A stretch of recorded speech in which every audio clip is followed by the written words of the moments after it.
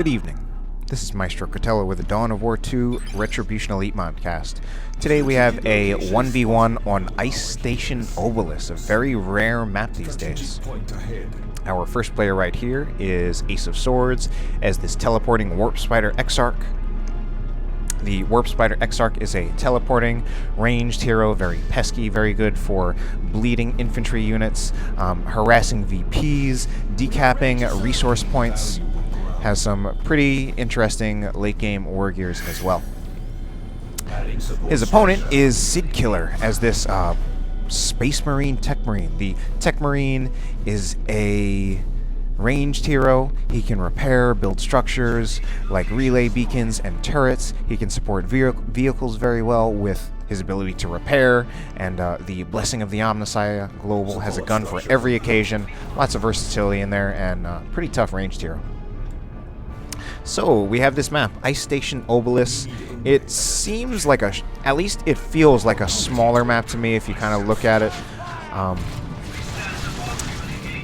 And it's a map that has kind of fallen out of favor in the game. Even in retail, I think it's no longer... You can still play it in retail, but it's actually not part of the random rotation, the random map rotation in retail from playing on ranked. So even if you play ranked in retail, you won't get this map, I believe. And then nobody likes it, so nobody ever picks it in Elite either. So the Warp Spider Exarch there forced off 2 scout squads, and now he's going for a decap on one of SidKiller's natural requisition points. This is part of what the Warp Spider Exarch does.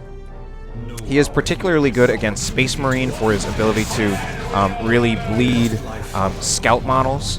Now, against most other races, certainly he can get in cover and then try to bleed models off of most other ranged units, but he's particularly good against scouts because the scouts don't do much range damage in return, so they won't force the Warp Spider Exarch off very easily, and they will lose their models very easily, and they will just need to run away from the Warp Spider Exarch, or they will just bleed a lot.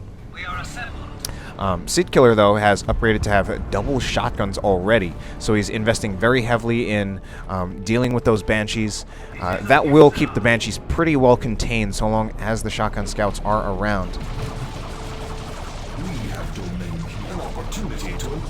Now these players right here, Ace of Swords is someone who, his name probably isn't quite that well known, but he is a high-level player, definitely a good player. SidKiller is someone who I used to play a bit in 1v1.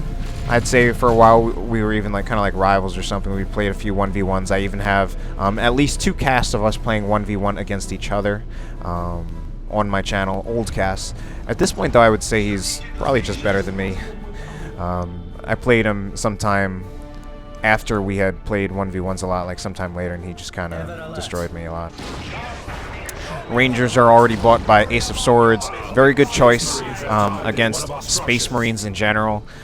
Just going to be good against pretty much every single unit that SidKiller has. Least effective against the Techmarine, but certainly very effective against SidKiller squads, particularly the scouts.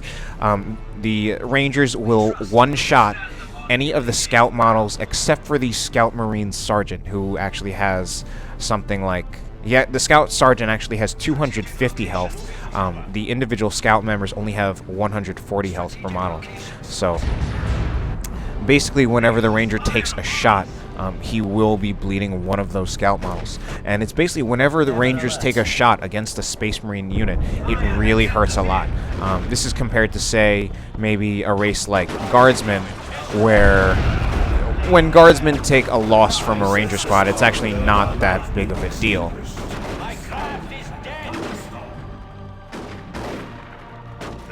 Rangers also somewhat necessitate getting Assault Space Marines to be countered somewhat.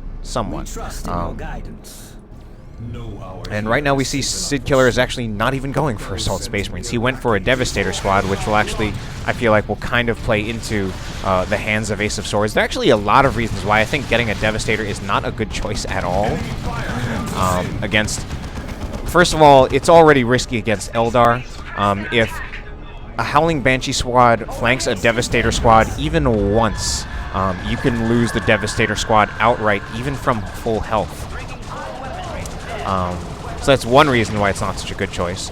The Rangers will counter the Devastators, both taking shots. They will also be able to use the Kinetic Pulse to disrupt the Devastators so that they aren't doing anything, and then you can actually have the Banshees rush in with Fleet of Foot.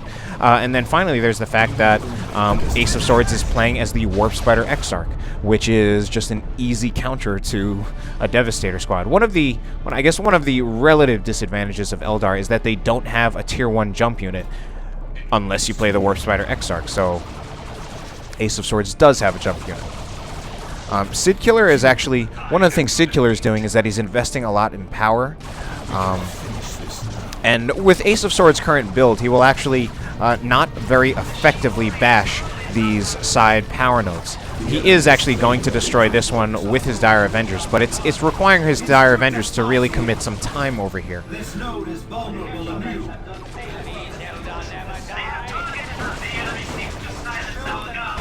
And I think the Shotgun Scouts... oh, they're actually winning handily against these Dire Avengers in cover, just with how much damage they do. And, oh wow.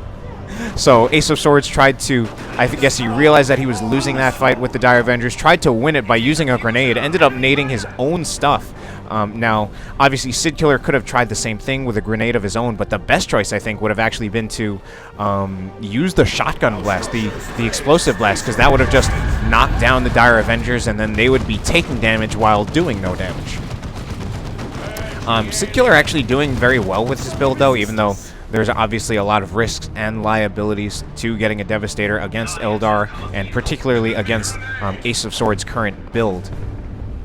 But I mean, sometimes even as much as you can say, like, Unit X is not a good choice based on what a player currently has, on some level it also just comes down to not what you get, but how you use what you get. And right now SidKiller is actually doing a pretty good job of using this Devastator pretty well.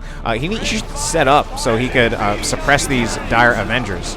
And he should Shotgun Blast to keep something away, but Ace of Swords being very quick about it, and he actually gets the Dire Avengers to force melee the Devastators, and then that now allows the Howling Banshees to get in. But we have a Scout squad here that should be able to, ooh, they Shotgun Blast but get no knockback. So they suppress but don't get any knockback. I'm not even entirely sure why that happens. But Howling Banshees are now in a ton of trouble. Wow, very, very, very good play by Ace of Swords, bringing his one-model Ranger squad out of there to use the Kinetic Pulse on those Scout squads so that they could not use their grenades. So that was a wipe opportunity for SidKiller. He could have wiped that... I think it was the Howling Banshees, or maybe it was the Dire Avengers. But very quick thinking by Ace of Swords. He must have seen that possibility himself, so he brought out the Rangers, even with only a single model, to use that Kinetic Pulse. So right now SidKiller is doing extremely well, actually, which is he's exerting a lot of pressure. I think his Scouts are getting a little too close, but they throw a grenade on the Rangers and wipe the Rangers. And I think that was, I mean, there are times when people will try to use grenades with Scouts or with Dire Avengers, and they'll try to just straight up use it against the unit. And then a good player will just micro out of there and take no damage from it. But there, I think one of the good choices that SidKiller did was that he used it on the Rangers, which need to de-set up. They need to unset up. And so they're actually especially vulnerable there to getting grenaded. So right now SidKiller is doing extremely well. And Ace of Swords is struggling a little bit. Lost a full power farm, and SidKiller even had those side power farms, so he's got pretty much an advantage in just about every respect. SidKiller actually was floating a lot and did not make it to Tier 2 as fast as he should have. He could have gone there, but didn't. And this is also bad for the Howling Banshees. Really bad for the Howling Banshees. About to get suppressed. I think SidKiller needs to move in. I don't know if he has enough energy. Oh, he's not going to be able to grenade those Howling Banshees, but it's actually been pretty much all SidKiller. SidKiller, let's see what SidKiller has gone for. Right now he has a Tactical Marine Sergeant. And he is upgrading to Stern Guard Veterans. Now he's already to level 2, and he's switching to Stern Guard Veterans. Obviously, getting the Stern Guard veterans gives SidKiller a lot of versatility from his tactical squad. They will be able to do some light AV. They'll also be extremely good against the infantry armor of basically all of the infantry units that Ace of Swords has, as well as being very threatening to the Warp Spider Exarch. Those Hellfire, the Hellfire rounds, very good against infantry and heroes, so it'll be very good for that purpose. Ace of Swords is using his Shuriken Cannon to capture, and they are about to get murdered by that Devastator. SidKiller also got a Razorback, very good unit overall. There was, at some point, I heard something about how, just a comment by some good players saying something about how the Razorback is almost necessary for Space Marines in Tier 1. Which is probably a slight exaggeration, but often when people make an exaggeration, there's usually an element of truth to it, and it usually speaks volumes for, in this case, speaks volumes for the utility of the Razorback. Giving Space Marines mobility, this Techmarine needs to get the hell out of there. That mobile firepower, the mobility, being able to reinforce on the field. Now, Ace of Swords, on the other hand, has gone for a Wraithlord. He's gone for a much heavier vehicle option. And now one of the things that has done is that it's pressuring SidKiller. It pressured SidKiller to put a las cannon on his Devastator. And that means he gives up the suppression. And this Devastator could actually come very close to getting wiped. I think one more Devastator model will die, but the las cannon model should make it out alive. Ace of Swords being very persistent right there. That is, again, part of the risk of getting a Devastator against the Space Marines. Those Banshees, especially a non-suppression Devastator, is going to be very, very vulnerable to Howling Banshees. But SidKiller is now kind of pushed back in his base. SidKiller actually going... Oh, he was going to go for a second Devastator squad. He can... I was going to say, he could get just about whatever he wants. He's going to Tier 3. I actually, in some ways, feel like that's not such a great choice. I think he needs a little bit more to take out this Wraithlord, considering the Wraithlord has the Bright Lance. That means it's going to be acting as AV and really threatening the Razorback. So the Razorback can't even really go right now where the Wraithlord is. That being said, the Wraithlord is a little bit low on health, and it needs repair support. And these Dire Avengers are nearly dead and are probably going to go down. So unfortunately, that was a poor play by Ace of Swords. I feel like he actually had a bit of an advantage having that Wraithlord out. And I think SidKiller not quite having quite sufficient AV. He does have that las cannon, which is certainly a very heavy AV, but right now going to be very vulnerable to the Warp Spiders, as well as the Warp Spider Exarch, as well as the Howling Banshees. But the Techmarine went down there from the Guardian weapon team. I think one of the things that... Oh, that's got to be dead Devastators. Yeah, Devastators they're definitely going to die right there. Almost. Yes. So again, that is part of the risk of Devastators. Now, Devastators have heavy infantry armor, so they will be taking bonus damage from those Howling Banshees. They also do not have melee resist. That's part of the thing that actually makes tactical Marines not get murdered as hard by Howling Banshees, not getting murdered as harder than they already do. Those Devastators do not have melee resist. They take the full damage from the Howling Banshees, and then some more bonus damage. So they're extremely vulnerable if they get flanked. Obviously, you're trying to keep Devastators very far away from Howling Banshees, but you can't always do it. So Ace of Swords has definitely made up quite a bit, actually. Right now, the Wraithlord is quite a bit more unchallenged with the Devastator squad dead, although SidKiller is now going for a Predator, and I'm almost certain he will get a las cannon on it. He is running a little low on resources, though, so he won't be able to get that las cannon immediately. I think he should actually cancel the Refractor Field and make sure he gets a las cannon on his Predator. And I mean, he can still use a autocannon Predator effectively against vehicles, but just the las cannon Predator really is one of the hardest, basically one of the hardest vehicle counters in the game. Just great damage, roughly 55 DPS of armor-piercing damage. That basically it will do full damage to vehicles. And on a very mobile platform that's also very threatening to infantry. This Warp Spider Exarch is in a lot of trouble, about to get wiped. Now the Techmarine is back on the field. He does have the Refractor Field. Needs to activate the Refractor Field before he dies, and the Techmarine goes down again. Unfortunately, SidKiller, I think they're just not quite paying attention and about to lose his Razorback with extra armor as well. So SidKiller definitely had a much stronger start than Ace of Swords, but he's starting to slip here. Needs to be very careful. He's about to drive his Predator into a Bright Lance Wraithlord. He should actually, I feel like he should drive back. And now his Predator is in a bad position, and I think it's no longer in a winning position. SidKiller is being a little pesky with his scouts, though, and it looks like he maybe wiped a Ranger squad. But the Bright Lance Wraithlord is actually doing a fantastic job. There was a time when this upgrade was considered not really worth it. It now does fire on the move. Unfortunately there, it did get killed. It was also taking some light damage from the Stern Guard veterans using their Vengeance rounds. Vengeance rounds are supposed to be a light vehicle counter. They are a light vehicle counter, but a very, very light vehicle counter. They're actually better as an anti-heavy infantry and super heavy infantry counter, which I feel like was probably not intended, especially when Kraken rounds are supposed to be for heavy infantry. And right now Kraken rounds Kraken bolts are not even worth using because Vengeance is just straight up superior for that purpose. So a lot of losses. Ace of Swords, it's been a little back and forth. SidKiller was in a stronger position than Ace of Swords was, and now SidKiller definitely is back to having the advantage. SidKiller's Techmarine is down on the floor. He cannot use his Techmarine, and he's not buying it back. And I think in part, I suspect that he's doing that because he wants to get some kind of big tier 3 purchase out right now, and he has a lot of choices.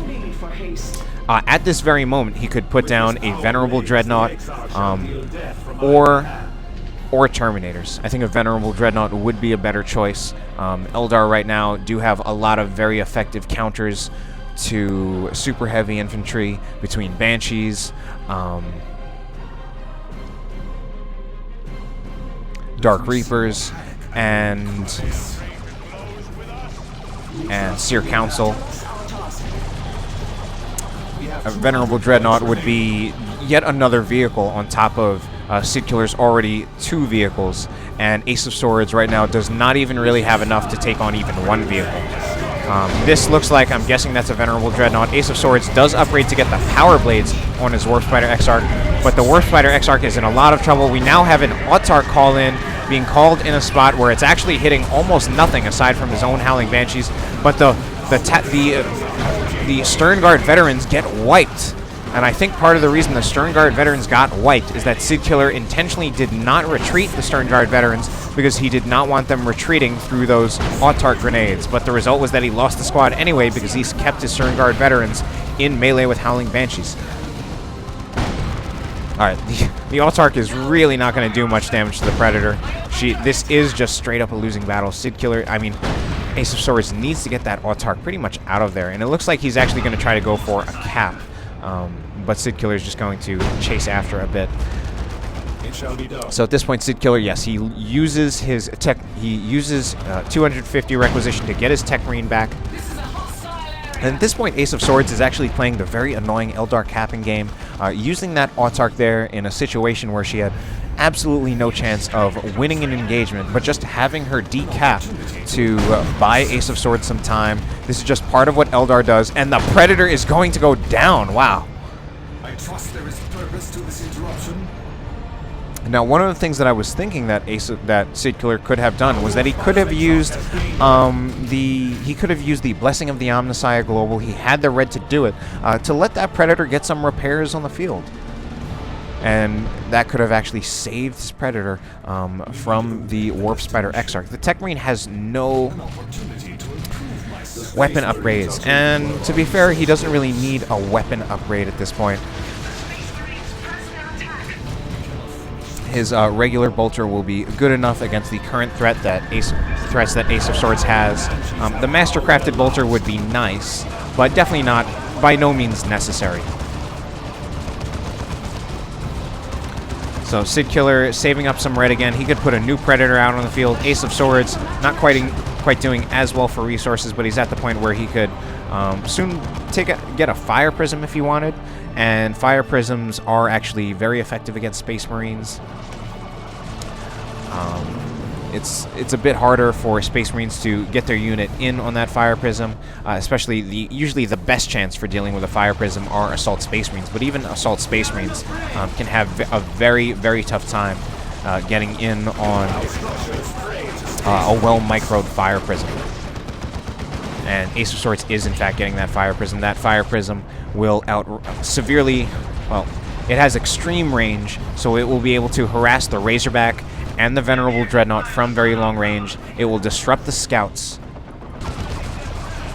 basically preventing them from doing much. This is a situation right now. SidKiller could potentially get a wipe. He does not go for a grenade, though. Actually, he probably would not have gotten a wipe, but he certainly could have bled a few more Dire Avenger models than he did. Oh, and we now have Terminators. So...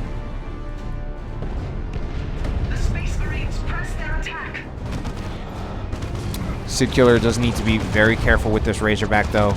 Needs to get ready to use these scouts to shotgun blast the Howling Banshees, and he cannot just leave the Razorback moving by its, or not moving at all. Oh, this is a very bad position. The Razorback is having trouble driving through those tank traps. It's about to take some more. Oh, that's going to be a dead Razorback once it rounds the corner. Fire Prism will fire one explosive shot, and that is a dead Razorback. Now, at this point in the game, it's probably not worth it to buy a new Razorback, and SidKiller actually lacking the resources to really buy anything aside from the Melt-A-Gun that he's buying right now. Melt-A-Gun, certainly not a bad choice at all. I think SidKiller, he could also get the Signum Armor. That would give him some increased range. One of the main disadvantages of the Melt-A-Gun is that it has shorter range, shorter than standard range.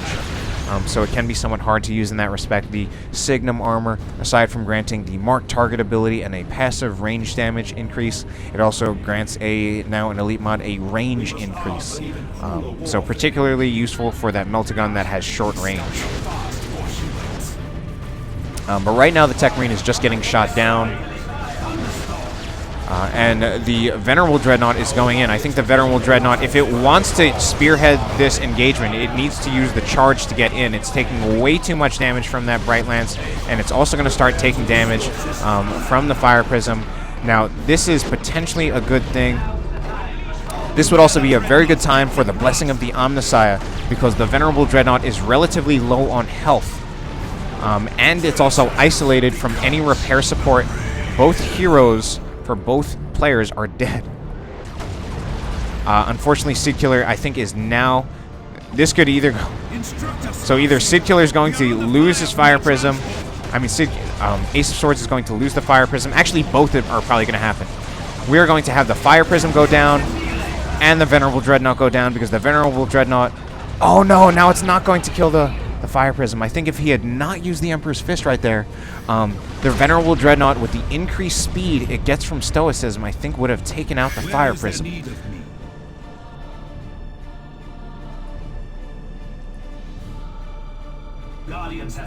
So SidKiller still has the VP advantage. Ace of Swords, now with more the army advantage, especially these Howling Banshees are going to destroy these Terminators once they get into range. The Terminators should really not even fight that. They should teleport right away as soon as those Howling Banshees get out of there, and then wait for scout support. Because the scouts use the shotgun blast on the Howling Banshees, and then the Terminators just focus on doing range damage to the Howling Banshees. That will force off the Howling Banshees. Those Terminators actually do a lot of damage in range. Even just with the default Storm Bolters, they do... Basically, it's 33 DPS per model, I believe, so that comes out to 99 DPS as a whole squad, which is absolutely fantastic. I mean, these are a Tier 3 super unit, so it's partially to be expected. But basically for ranged Terminators, although Terminators, even ranged Terminators do very good melee damage, you should primarily keep them in melee. I mean, keep them in ranged, because that's really just where they do best overall. Keeps them safe, doing a ton of damage from range.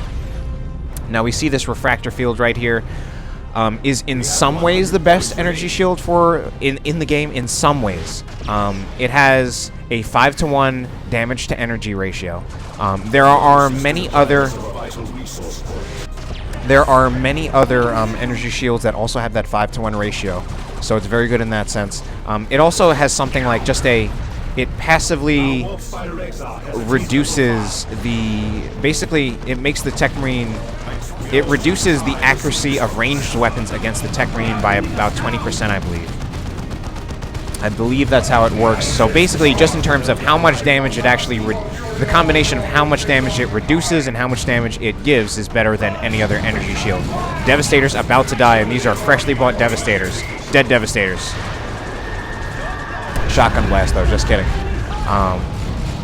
Now that being said, we see that this energy shield is not protecting the Techmarine from knockback, which is one of the advantages of many of the other energy shields. We have an Eldritch Storm nearly wiping Ace of Swords' own level 4 Howling Banshee squad. So that was potentially a terrible Eldritch Storm. I guess he was trying to go for the Terminators, but he did not kill a single Terminator model. You know, that keeps SidKiller in his base. SidKiller, I think, should actually go back to have the Terminators go back to base and restore their health.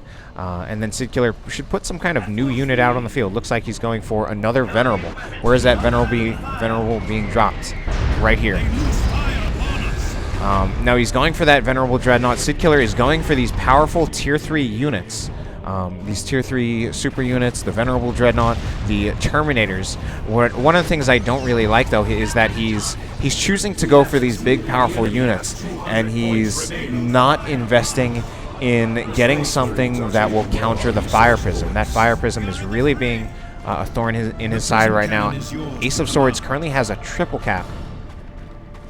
And with the Fire Prism, aside from the effect it has on engagements, it's also going to be really good for denying SidKiller from getting the VPs back. SidKiller saying, would you just die already? Unfortunately, right now, I don't like the direction that this is going in for SidKiller, and I think it's actually going to go in favor of Ace of Swords. SidKiller does get 1 VP back. He's going for the middle, but I don't think he's going to get the cap off. Fire Prism, although with the Focus Blast, will not knock off the whole squad. But I think, like, what SidKiller would really need, or certainly one of the best answers to a Fire Prism that SidKiller could get, would be a Predator, and a Las Cannon Predator especially. Unfortunately, at this point, had SidKiller gone for that earlier, he would have been in a much better position to take out that Fire Prism. Even if he tries to go for a Las Cannon Predator right now, SidKiller is going to be in a much better position to counter that. Aside from, obviously, just having the Fire Prism, he also invested in Warp Spider, so he now does have that aspect of the Warp Spider. Will allow him to haywire any vehicles that SidKiller puts on the field. So a Predator would be a lot less effective now than it would have been if SidKiller had gone for that Predator before Ace of Swords got these Warp Spiders. Warp Spiders, in many ways, a very good choice right now. Obviously, for that Haywire grenade, which is just fantastic, one of the best vehicle snares in the game, if not the best. They'll also be extremely effective against the Scouts, which are one of the primary, they are the repair unit for Space Marines, and the primary repair support, period, although SidKiller also has a Techmarine, and now SidKiller is losing another Venerable Dreadnought. He does have a double cap, but again, with the way things are currently going, I think this game is definitely looking like it could favor Ace of Swords. And Ace of Swords there kind of messing up, just letting that Fire Prism get hit by all those rockets. So that was SidKiller's chosen AV response. It was an AV. Wow, the Autarch there killing 2 Terminator models. It was an AV response that I personally thought would not be adequate, precisely because with micro the Fire Prism should be able to micro away from that barrage. But in that case, Ace of Swords did not micro away from that barrage. So we're seeing a bit, I personally think, there's been some sloppy play from both sides, some very good play as well.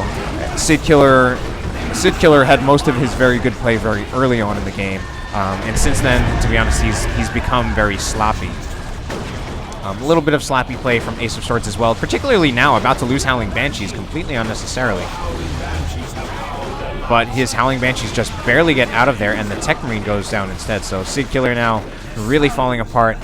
Only 38 VPs left for Ace of Swords, but he's just in a strong position right now. He has Webway Gates set up at both of the bottom VPs, and he just wiped a Scout Squad with this Warp Spider Exarch.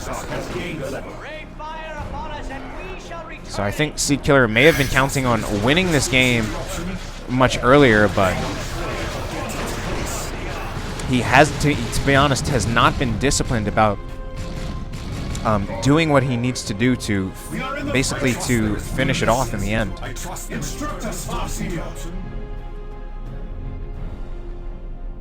One of the great things I think about this Warp Spider Exarch and about these Warp Spiders are, particularly on this map, I think they're going to be giving Eldar quite a map control advantage, since there are a lot of barriers on this map, going into the middle, blocking the base entrance, that those Warp Spiders will be really good for teleporting across the barriers, moving much quicker than the Space Marines can, and just getting the VPs. And of course we have an Autarch right now. So one of the things that Ace of Swords is doing very well is that he's really playing the map control game.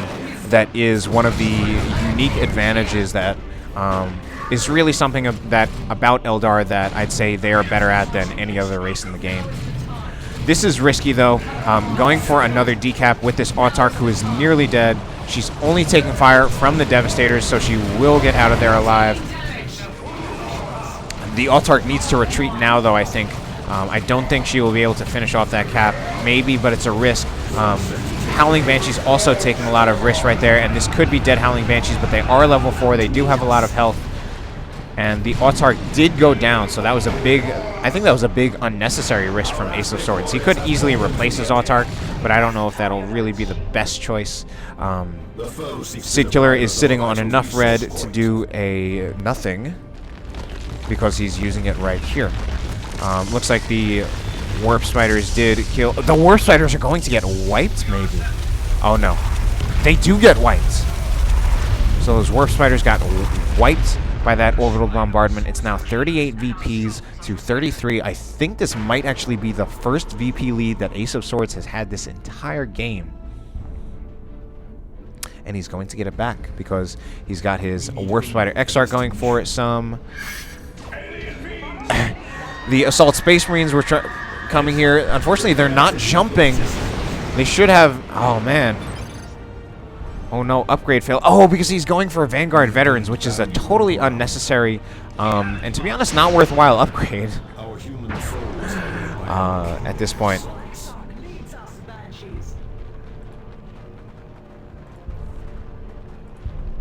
It is time to escalation cancel. Eldritch Storm. So Ace of Swords was kind of sitting on that, and the Techmarine does not go down. So that means the Techmarine will start capping again with almost no health, but the Warp Spider Exarch is being really pesky and just capturing in the middle. And these Devastators are not going to be able to do enough range damage to force the Warp Spider Exarch off. Meanwhile, the Howling Banshee is actually getting very close to dying against these Vanguard Veterans. They jump into the Webway Gate because they probably would have died on retreat. And the Warp Spider Exarch, I think, took a direct las cannon hit right there. But he's still going to get this point off. And Ace of Swords pulls through in the end. So I did say there was definitely sloppy play on both sides. SidKiller started off very, very strong, but then, to be honest, started getting very, very sloppy. Ace of Swords definitely had his sloppy moments as well, but also I think there were some things about what he did, some of the things he did in this game that I also thought were extremely smart. And overall, very well played, even if there were some sloppy moments for him, too. Hope you enjoyed the cast. Have a good night.